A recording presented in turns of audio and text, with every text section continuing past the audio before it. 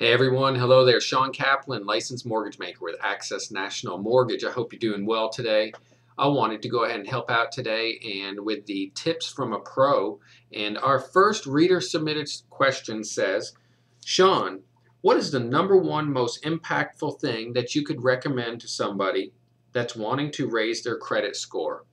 Great question. Credit is one of those items that there's a lot of mystery surrounding, and I will say probably the most impactful thing that you could do to your credit score is about 30% of your credit score is compiled of proportions of balances to credit limits. So how much you can actually borrow versus how much you have borrowed.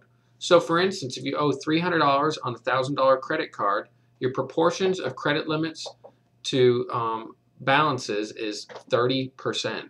So the key here is whenever you owe more than 50% of what your actual credit limit is on a revolving account, it's hurting your credit score. So if you owe $700 on a $1,000 credit card, even if you make the payments on time every single month, it's causing your score to go down.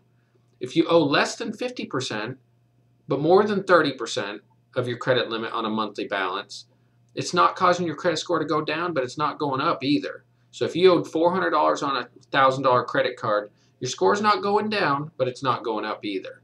If you want to raise your credit score, here's your tip from the pro.